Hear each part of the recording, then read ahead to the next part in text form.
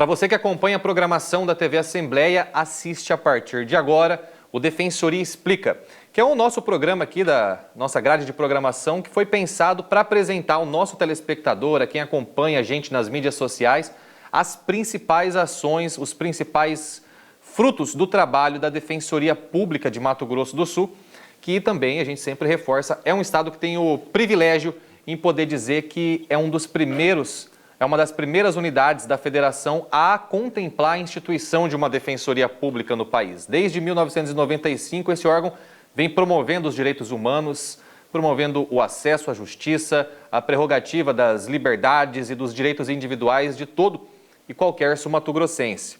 No programa de hoje, a gente vai falar com dois defensores que exemplificam muito bem a importância e a relevância desse trabalho da Defensoria Pública. O primeiro deles, a gente já vai falar com ele agora, é o Defensor Público Geral, Fábio Rombi. Como está, doutor?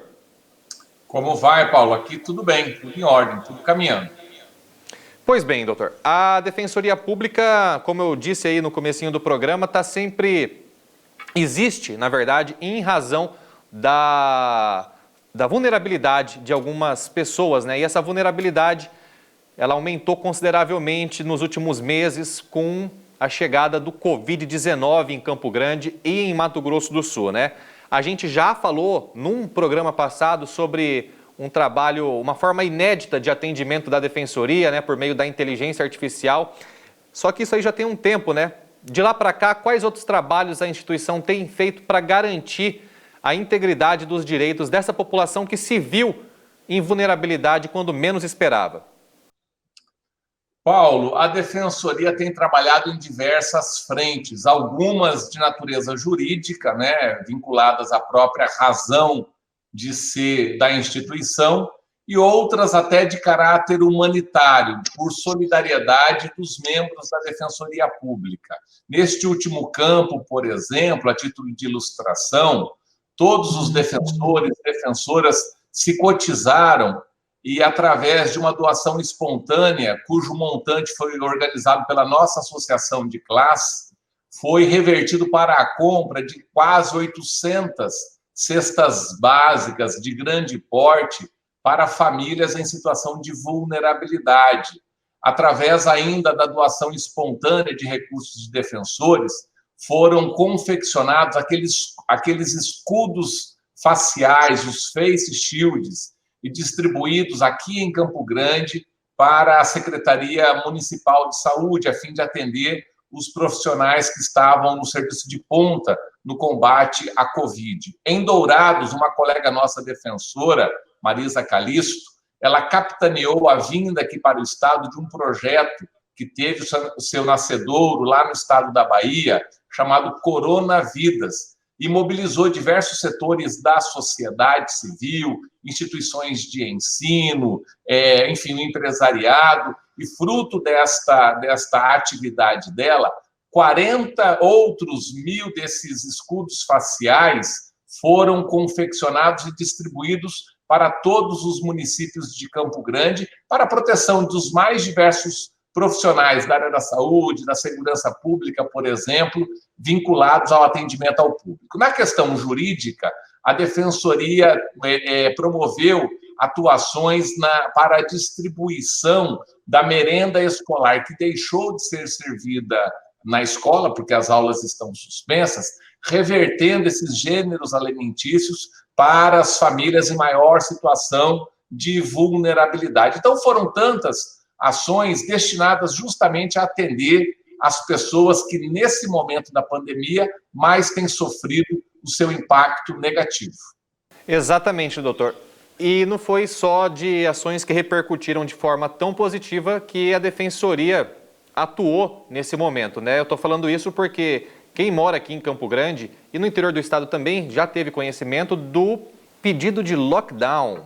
Exatamente, por meio de uma ação civil pública, a Defensoria Pública pleiteou aí, junto com o Tribunal de Justiça e a Prefeitura, avaliou a possibilidade de fazer o lockdown completo na cidade, na capital do estado. O que levou a Defensoria a tomar essa medida e como que essa situação, como que essas tratativas se encontram hoje? Bem, a medida, na verdade, ela não visou o lockdown total, o fechamento pleno da capital, mas tão Exato. somente das atividades chamadas não essenciais. O objetivo era reduzir a circulação de pessoas e, com isso, diminuir a velocidade de contágio do vírus. Infelizmente, das pessoas que contraem o novo coronavírus, algumas manifestam sintomas mais agravados da doença, da Covid-19, e precisam, inclusive, de internação em leito de UTI. Na rede SUS, Sistema Único de Saúde, os leitos estavam estabilizados numa quantidade insuficiente para atender o aumento da demanda. E a Defensoria Pública, preocupada justamente com as pessoas que não têm plano de saúde particular, justamente em prol das pessoas que dependem do Sistema Único de Saúde e que estavam na iminência de enfrentar o colapso do sistema, nós ajuizamos a ação. O Instituto de Matemática, aqui da Universidade Federal de Mato Grosso do Sul, fez uma projeção matemática, considerando a velocidade de crescimento da doença, a porcentagem de pessoas que demandam leitos de UTI, o tempo de permanência delas nesses leitos e o número de leitos existentes. Os matemáticos chegaram à conclusão que no dia 21 de agosto haveria, se não houvesse uma mudança de cenário, o colapso da rede SUS aqui em Campo Grande. Para evitar que esse colapso acontecesse, a Defensoria Pública se valeu desse instrumento, a ação civil pública, para pedir, então, o lockdown parcial, ou seja, para que as atividades não essenciais fossem paralisadas, com isso objetivando uma diminuição na velocidade do contágio e, assim, preservando o sistema, preservando o direito do cidadão que não tem plano de saúde a contar com leito de UTI, se assim fosse necessário. Então, estas, em resumo, foram as razões que levaram a Defensoria a adotar uma medida dura, porém necessária naquele momento. Só para se ter uma ideia, exatamente no dia 3 de agosto, que foi o dia da propositura da ação, o Hospital Regional contava com 91 leitos aqui em Campo Grande, leitos de UTI, e todos, 100% deles, estavam ocupados. Por isso, este cenário nos preocupou bastante e agimos em prol da população hipossuficiente, como é o nosso dever, como a Constituição nos manda agir. Perfeito. Você acabou de perceber a importância de acompanhar a TV Assembleia e todos os trabalhos que são divulgados aqui na nossa programação, porque muita gente estava com a impressão de que esse lockdown seria total. O próprio autor do pedido está falando hoje para a gente que não seria total, seria um lockdown parcial, mas houve diversas formas de interpretação. Mas eu quero continuar nesse assunto e perguntar, doutor Fábio, como que está hoje? Já tiveram, algumas audiências de conciliação, como que está hoje o status disso aí? Já foi feito um acordo? O que você pode falar para a gente? Uma semana depois do ajuizamento da ação, o município de Campo Grande ativou mais 10 leitos de UTI no Hospital do Pênfico. No mesmo dia 10 de agosto, o Ministério da Saúde habilitou mais 33 leitos de UTI no interior do estado. E isso é importante porque muitas vezes no interior do estado não há uma estrutura adequada de UTI, número de leitos suficientes, e o paciente do interior acaba sendo transferido para Campo Grande, para ocupar o leito existente aqui. Então, a partir do momento que o interior passa a também ficar mais estruturado, isso acaba refletindo positivamente nos números aqui de Campo Grande. Tivemos diversas reuniões, tanto audiências judiciais, que foram 2, e outras reuniões no próprio gabinete do prefeito, e a prefeitura, o município de Campo Grande, garantiu em reunião conosco, com o Ministério Público, com outros setores da sociedade, que ainda tem espaço tanto de recursos financeiros quanto de recursos humanos e materiais para, se necessário for, ampliar em mais 30 leitos ainda a rede existente. Então, diante desse cenário todo, com o aumento que houve da oferta de leitos de UTI, a taxa de ocupação, que estava praticamente saturada aqui em Campo Grande, ganhou um fôlego. Hoje, nesse instante, nós temos leitos disponíveis para atender a demanda. Diante desse cenário, não houve mais razão para a continuidade da ação. A Defensoria, entretanto, permanece acompanhando. Neste momento aqui que falamos, a taxa de ocupação está em Campo Grande, em leitos de UTI do SUS, em 80%. Então, a continuar assim, o sistema está garantido o seu funcionamento. Se houver uma piora, a Defensoria, naturalmente, tomará as medidas necessárias para garantir o direito do cidadão. Quer dizer, né, essa primeira previsão aí dos matemáticos e dos estatísticos aqui de Campo Grande determinava para o dia 21 de agosto, a gente está conversando hoje no dia 18, quer dizer, está muito perto, são 3 dias de diferença, quer dizer que, pelo visto, esse pedido não vai ter a necessidade de continuar assim, né? Tanto é que a Defensoria, atenta, como você bem disse agora, está integrando o Comitê de Fiscalização e de Monitoramento do Covid-19 em Mato Grosso do Sul. Como que a Defensoria foi parar nesse grupo e quais são os trabalhos que ela tem para apresentar, né, para o comitê? Fala um pouco aí sobre esse assunto para a gente finalizar aqui, doutor. Fruto desta ação civil pública, o prefeito assumiu o compromisso e tem honrado a palavra de chamar a Defensoria Pública para participar das reuniões de um comitê municipal de enfrentamento à Covid. Quer dizer, um comitê municipal? Municipal, com diversos órgãos o integram. E a Defensoria passou também formalmente a participar dele. E o importante é que está havendo reuniões semanais para acompanhar a evolução dos números. O importante, Paulo, é saber que qualquer medida restritiva que for tomada, que venha a ser tomada, só surtirá algum efeito benéfico cerca de 2 semanas adiante, né? Que é o ciclo da doença. Então, a reunião semanal garante que podemos acompanhar os indicadores, os números da evolução da doença, o número de leitos disponíveis para debatermos se é o caso de ativar outros leitos, se é o caso de adotar alguma medida mais restritiva à circulação de pessoas, para irmos controlando a evolução da doença, sempre sobre o prisma principal de não faltar assistência às pessoas mais pobres. Não queremos aqui em Campo Grande ver situações tão lamentáveis e tristes como pudemos acompanhar, por exemplo, em Manaus, onde as pessoas morriam na porta dos hospitais, nas suas casas, porque simplesmente não havia leito de UTI disponível. E nesse cenário caótico de colapso, não adianta a pessoa ir na Defensoria para tentar obter uma ordem judicial para ser internada num leito de UTI, porque simplesmente não existe esse leito, estão todos ocupados. É este cenário que nós queremos evitar que aconteça aqui em Campo Grande. Com a ampliação de leitos à vida, nos parece que estamos caminhando numa situação mais segura e que, portanto, afasta aquele colapso, já vista que aumentou o número de leitos. Exatamente. Você está acompanhando o Defensoria Explica. A gente acabou de conversar no primeiro bloco com o defensor-geral Fábio Rombi da Silva, que explicou para a gente quais foram, quais são e quais serão as medidas que a instituição, a Defensoria Pública, tem adotado e pretende adotar diante do cenário do Covid-19 em Campo Grande e também no interior do estado. A gente vai fazer um intervalo, volta daqui a pouco. Não deixe de acompanhar, porque a gente vai falar com a defensora Thaís Dominato.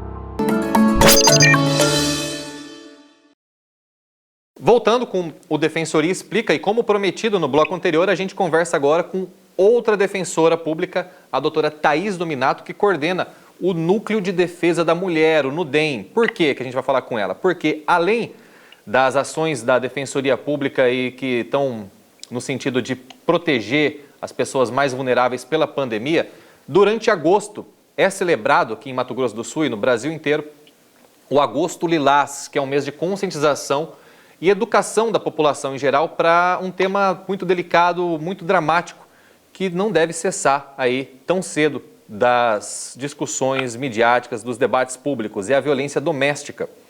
Doutora Thaís vai falar com a gente, tudo bem? Tudo bem, olá, boa tarde. Então, a doutora Thaís já participou aqui da TV Assembleia, no Ponto de Vista, falando sobre a violência obstétrica, e as mulheres estão sujeitas a todo tipo de violência. Além da violência obstétrica, a Defensoria Pública tem combatido a violência doméstica, né? Quais são, doutora, as principais ações que o Núcleo e a Defensoria como um todo têm pensado para atuar durante esse Agosto Lilás? É exatamente isso. A Defensoria Pública, por meio do Núcleo, realiza o atendimento das mulheres em situação de violência de gênero. Então, além da violência obstétrica, que a gente já falou em outra oportunidade, existem outras violências de gênero, como o assédio sexual, e agora, nesse mês especificamente, nós estamos falando fortemente da violência doméstica. A violência doméstica também é atendida pela Defensoria Pública, através do nosso núcleo, por meio das defensorias públicas, das defensoras públicas de defesa da mulher. E atualmente, em meio à pandemia, nós estamos atendendo todas as mulheres em situação de violência de gênero e, portanto, também em situação de violência doméstica, por meio da nossa plataforma virtual, no endereço www.defensoria.ms.def.br. Existe um campo lá específico para mulheres em situação de violência, né? Então, o atendimento é feito, está sendo feito normalmente, né? Mesmo com as portas fechadas nesse momento. E, além disso, aproveitando esse mês, que é o mês de Agosto Lilás, o Núcleo também tem atuado fortemente na difusão dos direitos humanos das mulheres. Então, a gente tem feito um trabalho forte de divulgação de direitos. A gente acredita nessa máxima de que informação é poder, de que as mulheres, conhecendo seus direitos, dificilmente serão lesadas, né? E nesse momento, então, a gente tem feito muitas lives informativas para toda a sociedade, lives com as nossas assistidas, nossas usuárias, né? Em reuniões fechadas também, mais virtuais, lives abertas. Então, a gente vai debater semana que vem, por exemplo, sobre o direito das meninas, né? O centro será o direito das meninas, numa live que vai ser com parceria com o Núcleo de Infância e com a escola. A gente já fez as lives também de protagonismo da mulher na gestação, parto e pós-parto, e a gente tem participado aí de todos os convites também dos parceiros para estar divulgando informações, né? Esse momento é muito importante que as pessoas se informem, e a Defensoria está fazendo, então, esse trabalho. Exatamente. Quem tiver interesse em acompanhar alguma dessas lives e algumas das ações de publicidade da Defensoria deve seguir quais canais, quais mídias sociais aí? Aproveita e divulga pra gente. Nós temos, então, o site da Defensoria Pública, né, que é a defensoria.ms.def.br. defensoria.def.ms.br, o link está passando aqui no vídeo. Ótimo. E aí nós estamos no Instagram, Defensoria MS, estamos no Facebook também. Então, a gente tem buscado com posts informativos, além das lives, sempre trazer essa questão da informação tão importante nessa situação que a gente está vivendo atualmente. Então, doutora Thaís, como eu disse, a Defensoria tem buscado atender todos os seus assistidos no meio de uma pandemia. Isso é uma novidade para todo mundo, né? Isso aí tem revisto todos os procedimentos de justiça, todos os procedimentos do jornalismo, que é o meu caso aqui. Estou aprendendo a entrevistar as pessoas por meio da videoconferência. Todo mundo está tendo que se adaptar. E causa muitas dúvidas em relação a quem acompanha e fica sabendo do trabalho da Defensoria.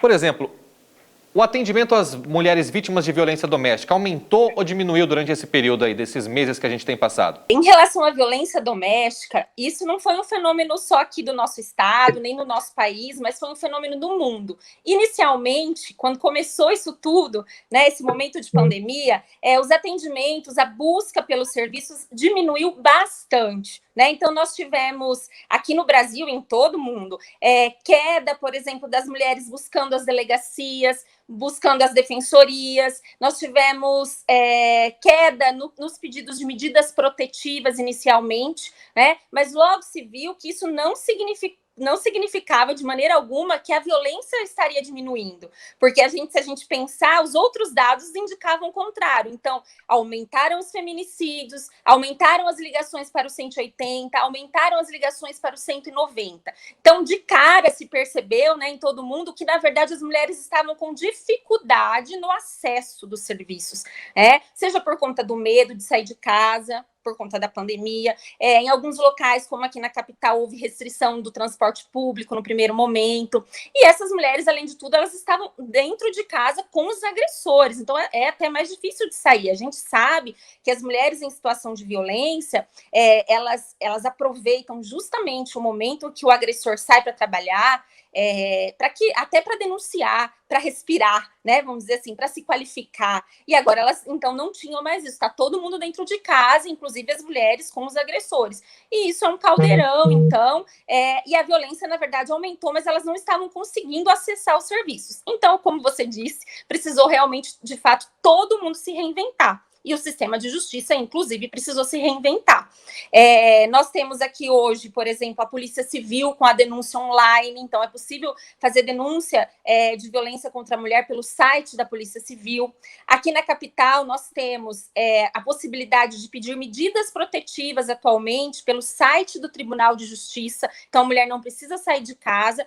E nós, a Defensoria, pela plataforma virtual que a gente disse, né, já dissemos aqui, é possível fazer esse atendimento. Atualmente, o que a gente percebeu? O nosso atendimento vem se normalizando. Então, se a gente começou lá em março, abril, pequenininho, hoje a gente já está praticamente com os mesmos números dos correspondentes, né, ao mês de agosto, o mês de junho, por exemplo, que a gente fez o comparativo desse ano, praticamente igual ao de junho do ano passado. Então, ele está se normalizando, as mulheres estão conseguindo acessar, né, estão se apropriando dessas novas ferramentas. Então, a gente já sabe das medidas que são pedidas online, do atendimento da defensoria, e todo mundo se reinventando e se empenhando para o atendimento às mulheres. Doutora Thaís, a senhora falou alguma coisa que me chamou muita atenção aí e diz respeito ao fato das mulheres estarem confinadas, né, durante o isolamento social com os seus agressores, né?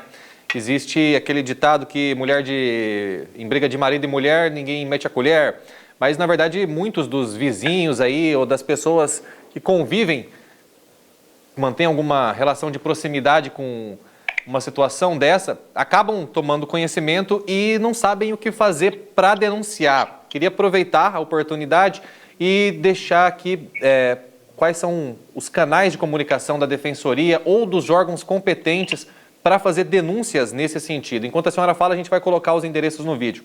Essa frase, em briga de marido e mulher, ninguém mete a colher, então ela não existe mais no nosso vocabulário.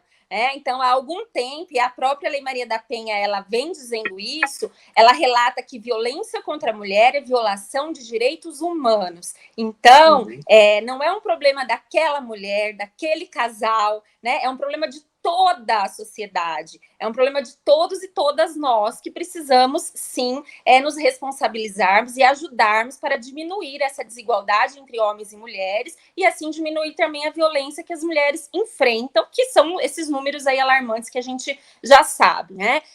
Sendo assim, a gente tem falado muito durante a pandemia que se as mulheres estão em situação de violência dentro de casa, confinadas com os seus agressores, nós que somos vizinhos e vizinhas também estamos dentro de casa. Então, a gente pode, sim, como sociedade, ficar mais atento ao que está acontecendo ali na minha vizinhança, né? Escutar o barulho, tem grito, o que está acontecendo? Então, se eu tenho, por exemplo, uma amiga que eu sei que antes da pandemia estava numa situação de violência, o que eu faço agora? Vamos mandar uma mensagem todo dia para essa amiga, para saber o que está acontecendo. E se eu quiser ir além, eu devo ir além disso.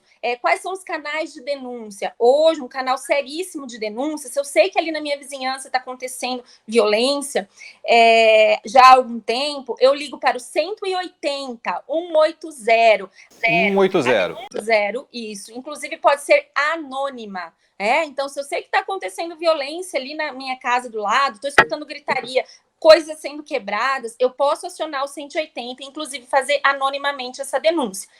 Se o crime está acontecendo naquele momento, é uma emergência, aí eu ligo para o 190, que é para a polícia militar. Então, o crime está acontecendo, é o 190. Se eu quero fazer uma denúncia de algo que está acontecendo já há algum tempo, 180. E, além disso, para essa questão da prevenção, da repressão, são esses canais. Mas as mulheres que estão em situação de violência podem nos buscar. A Defensoria Pública é porta de entrada pelo nosso site, inclusive. Você vai encaminhar lá o seu relato e uma das defensoras vai entrar em contato, no prazo de até 48 horas. Perfeito. Esse resgate da Defensoria e das instituições aí de proteção à integridade física e psicológica da mulher, ele tem sido muito positivo graças ao trabalho multidisciplinar ou interdisciplinar, São profissionais não só da área do direito, mas da psicologia, da assistência social. Queria que a senhora também pincelasse um pouco, para se despedir aqui do programa, sobre como que é feito isso e quais são os efeitos positivos dessa linha de frente mais ampla, no resgate, na proteção, na defesa da mulher. O ciclo da violência, ele não é tão simples, Não é tão fácil para uma mulher se libertar do ciclo da violência. Não é tão simples quanto, às vezes, a gente tende a julgar, Então, às vezes, a gente fala assim, tá com ele porque gosta de apanhar. Isso é a frase mais mentirosa que existe na face da terra, Ninguém gosta de apanhar. Se alguém está com o agressor, por diversos motivos, Desde dependência econômica, dependência financeira, dependência emocional, As pessoas, elas estão com outras porque elas gostam da pessoa, elas acreditam que vai mudar, às vezes elas acham que ela tem essa obrigação de preservar a família, Família entre aspas, porque família onde tem violência, eu entendo que não é uma família, que não é um lar, Mas a mulher é cercada de várias situações e vários motivos para estar presa nesse ciclo de violência. Por isso o atendimento multidisciplinar é tão importante. No núcleo, a gente tem um atendimento psicossocial, Então, nós temos uma assistente social, uma psicóloga, para estar fazendo esse primeiro atendimento e os encaminhamentos, Tanto assistenciais quanto para o atendimento psicológico.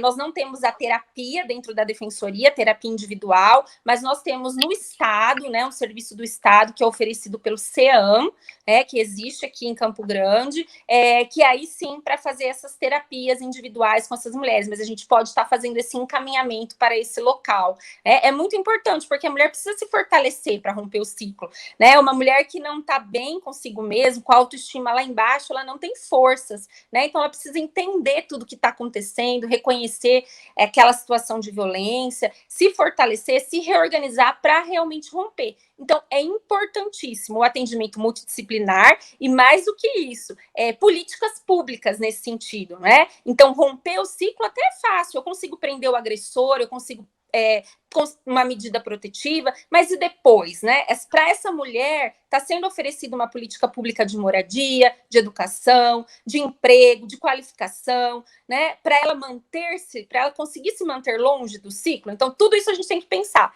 A Lei Maria da Penha, assim, o menos importante dela é a punição, na verdade, é o que vem depois que importa para que essa mulher se mantenha longe do ciclo. Então, todo mundo tem que trabalhar junto, sistema de justiça, legislativo, executivo, todo mundo. Bem, e finalizando com essa mensagem da doutora Thaís Dominato, que coordena o Núcleo de Defesa da Mulher, o NUDEM aqui da Defensoria de Mato Grosso do Sul, todo mundo tem que trabalhar junto e na TV Assembleia você acompanha os frutos desse trabalho. Por isso que a gente vai ficando por aqui, mas antes peço para que você acompanhe, continue acompanhando o nosso trabalho, a divulgação da Defensoria Pública e dos outros órgãos, dos outros poderes, por aqui nas nossas mídias sociais. A gente está presente no Instagram, no Facebook, no Twitter, no YouTube. Em qualquer um desses canais, basta pesquisar por Assembleia Legislativa de Mato Grosso do Sul. Esse foi o Defensoria Explica. A gente volta numa próxima edição. Nos vemos lá.